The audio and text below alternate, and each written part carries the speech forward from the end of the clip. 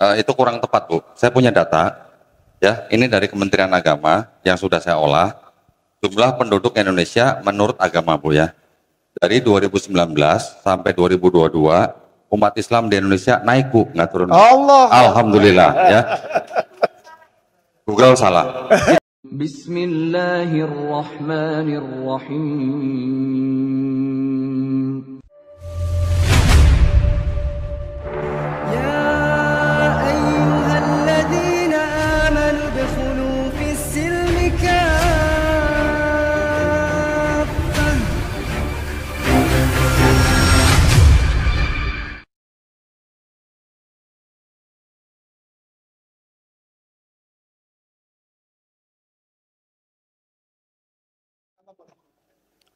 Baik, terima kasih ya.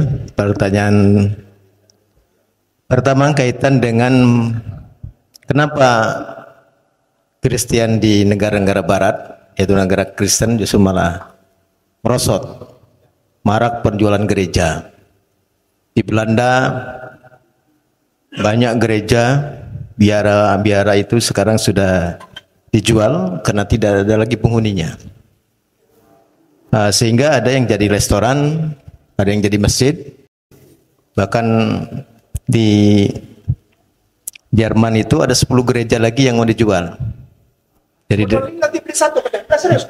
ya, jadi nanti kita tawarkan ke Hodoni, ya, karena sudah ditulis di depan gereja for sale, gereja ini mau dijual. Kenapa ini kosong?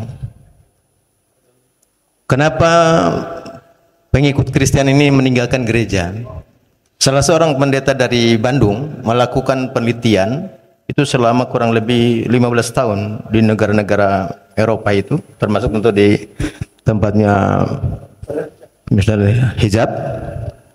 Pertama,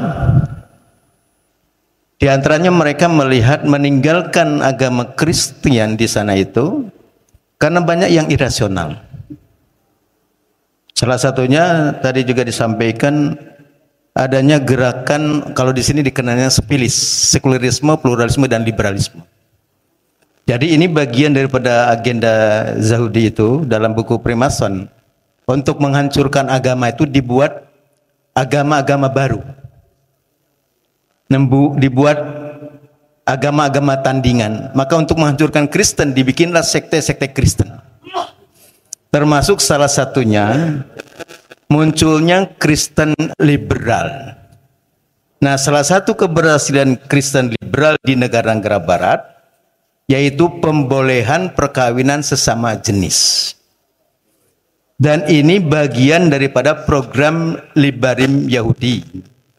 Jadi kalau kita membaca dalam buku Freemason itu dari 24 pasal hanya 2 intinya, menaklukkan dunia dan menghancurkan agama.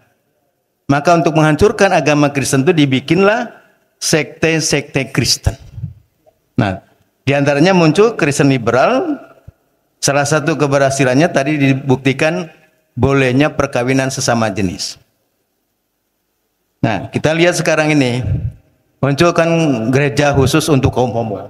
Ya, jadi penjualan gereja itu karena sudah banyak yang kosong penghuninya, walaupun secara statistik masih 82% lah pengikut Kristen, tapi yang masuk ke gereja paling di bawah 8%.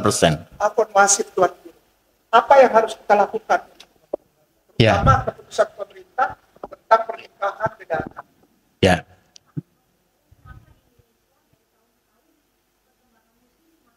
Ya, ini mau saya masukkan ke sana ininya, ya. Cuma kan karena pertanyaan pertama bagaimana di negara Barat itu Kristen turun justru berkembang Islam. Nah, salah satunya berkembangnya Islam di negara-negara Barat itu karena umat Kristen sendiri meninggalkan agamanya, salah satunya banyak yang irasional, termasuk muncul kelompok feminis Kristen kan. Nah, mereka juga mempertanyakan kok Tuhannya ini di dalam Bible ini jenis kelaminnya laki-laki, maka perlu ada Tuhan yang jenis kelamin perempuan. Maka muncul Yesus feminim. Ini kan ada Yesus feminim. Nah itu ya, kemudian munculnya juga di negara-negara mereka. Kenapa banyak ditinggalkan? Karena adanya diskriminatif ya terhadap khususnya kaum Kristen yang berkulit hitam itu. Nah dia tidak, ya jadi Ustadz kain nama nggak bisa masuk di gereja yang komunitasnya berkulit putih. Nah ini juga sehingga mereka lebih tertarik kepada Islam. Yang ketiga dengan munculnya kelompok Kristen liberal. Nah ini sehingga banyak gereja-gereja yang kosong, sebagian besar ada yang masih Islam, ada juga yang jadi ateis atau jadi agnostis, ya. Kemudian pertanyaan kedua, mengapa di negeri-negeri Muslim seperti di Indonesia ini justru secara statistik seolah-olah Muslim atau Islam menurun jumlahnya? Karena awal-awal kemerdekaan itu kan jumlah Muslim di Indonesia bisa sampai 90 sekian persen. Sekarang sudah hasil statistik tahun 2010 menjadi 87, sekian persen. Secara statistik ini mengalami kemunduran. Nah, kemunduran ini ada beberapa faktor, ya. Ada pengurangan ini karena salah satunya dari komunitas-komunitas di Indonesia ini yang dulunya dia sebagai ateis atau masuk di komunis itu, dia kalau masuk ke Islam ini berat, maka mereka lebih baik masuk ke dalam kelompok Kristen, sehingga jumlah dilaporkan sekitar 2 juta umat Islam pasca tahun 65 ini banyak yang akhirnya jadi Kristen, sehingga mengalami kemunduran itu. Nah yang kedua problemnya adalah diantaranya tadi juga disampaikan soal gerakan liberal ini menjadi persoalan di negeri kita ini. Karena tadi untuk menghancurkan Kristen di negeri Kristen maka dibikin pemahaman liberal itu atau sepilis itu, sekularisme, pluralisme dan liberalisme. Maka untuk menghancurkan kaum muslimin di negeri-negeri muslim dikembangkan juga ini. Nah sekarang ini salah satunya dengan konsep teologi pluralis, ya, menganggap semua agama sama, maka pindah agama tidak lagi masalah. Nah ini memang menjadi berbahaya. Jadi saya sepakat apa yang disampaikan oleh Brother Hijab itu, bahwa persoalan liberal ini persoalan serius. Contoh saja, di Indonesia ini sudah ada buku Indahnya Kawin Sesama Jenis. Yang nulis anak-anak fakultas syariah, coba. Dia belajar syariah tapi ngejek-ngejek syariah. Maka ada buku Indahnya Kawin Sesama Jenis dan dapat dukungan dari seorang profesor yang selama ini mengusung kesetaraan gender. Padahal kita tahu kambing aja tidak ada yang suka sesama jenis. Ini orang. Nah, ini berbahaya. Maka saya setuju bahwa ini persoalan yang harus dihadapi. Jadi sekali lagi kemunduran di antara umat Islam ini karena yang katakanlah yang murtad itu, yang keluar dari Islam itu rata-rata perut ke bawah karena perutnya lapar, karena lewat perkawinan. Nah, sekarang pertanyaan dari beliau, bagaimana tentang legalisasi perkawinan berbeda agama? Majelis Ulama sudah keluarkan fatwa haram hukumnya perkawinan beragama, termasuk menikahi wanita ahlul kitab. Karena konteks di Indonesia ini mayoritasnya adalah muslim, maka MUI sudah 2 kali keluarkan fatwa tentang haramnya perkawinan beda agama. Karena bagian daripada strategi untuk memurtadkan umat Islam itu lewat perkawinan beda agama. Nah itu saya kira. Syukran. Ada tambahan dari Kodondi, kita dengarkan. Itu mic-nya. Assalamualaikum warahmatullahi wabarakatuh. Waalaikumsalam warahmatullahi wabarakatuh. Mohon maaf, tadi ibu yang bertanya mengatakan Islam menurun di Indonesia ya. Dari tahun berapa ke berapa, tahu nggak Bu? 2024, tahu nggak? Itu kurang tepat Bu. Saya punya data, ya. Ini dari Kementerian Agama yang sudah saya olah. Jumlah penduduk Indonesia menurut agama Bu ya. Dari 2019 sampai 2022 umat Islam di Indonesia naik Bu, nggak turun. Allah. Alhamdulillah ya. Google salah. Kita pakai yang resmi aja ya, yang dari Kementerian Agama ya. Amin. Dari 2019 sampai 2022 umat Islam naik kira-kira 10 juta manusia Bu ya. Allahu Akbar. 10 juta manusia ini ada kenaikan kira-kira 0,33%. Allahu Oke. Kristen Protestan itu naiknya cuman kira-kira 400.000 orang. Allah. Dari 2019 sampai 2022, yang mana malah secara persentasi malah turun Bu. Ya, turunnya 0,16%. Allah. Katolik itu ada kenaikan penduduk kira-kira cuma 200.000 orang. Ini secara persentase malah turunnya 0,06%. Jadi secara keseluruhan umat Islam di Indonesia, kalau tadi Ustadz Abu Didat jelaskan dari zaman kemerdekaan sampai peristiwa G30 PKI memang menurun Bu, dari 95% menjadi 92%, sampai masuk ke kira-kira tahun 2000-an memang turun lagi menjadi 87% kurang lebih ya.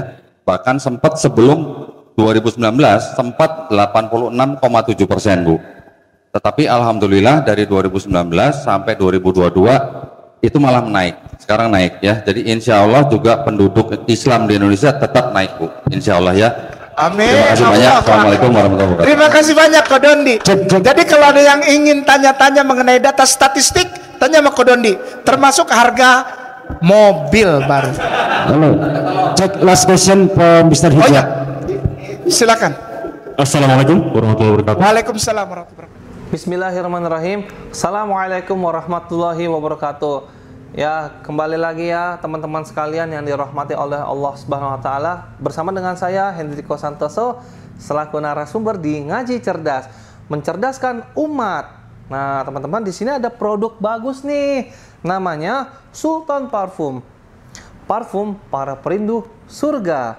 Nah, di sini ada 4 macam produk nih. Yang pertama, parfum dengan aroma Raudhoh. Parfum dengan aroma Hajar Aswad, parfum dengan aroma kasturi, dan yang keempat adalah parfum aroma 2000 bunga. Nah, kalau teman-teman sekalian sedang umroh, lalu pulang ke tanah air dan rindu dengan suasana di Masjidil Haram maupun di Masjidil Nabawi atau di Mekah dan Madinah, teman-teman bisa beli nih Sultan Parfum dengan aroma-aroma yang menyesuaikan dengan suasana di Mekah ataupun Madinah.